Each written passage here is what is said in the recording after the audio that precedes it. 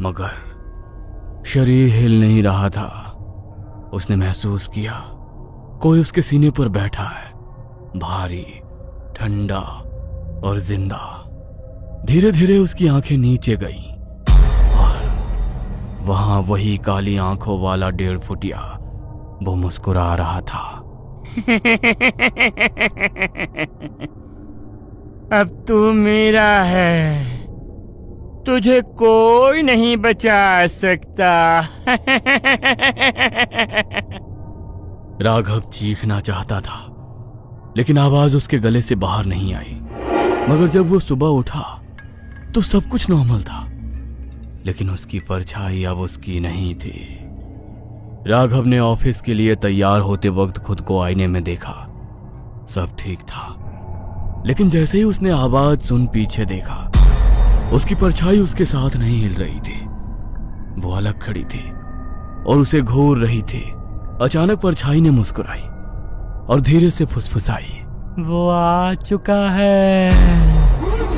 राघव पीछे मुड़ा, मगर वहां कोई नहीं था। अब राघव जहां भी जाता उसे वही आवाज सुनाई देती। भैया। ऑफिस में, सड़क पर, यहां तक कि फोन कॉल में भी। एक दिन उसने कॉल उठाया तो दूसरी तरफ से सिर्फ सांसों की आवाज आ रही थी। ये सांसें उसे अपने कंधे पर महसूस हो रही थी। तो उसने पीछे देखा तो वहां 1.5 फुटिया खड़ा था। राघव ने तुरंत फोन फेंक दिया, मगर अचानक फिर वो गायब हो गया।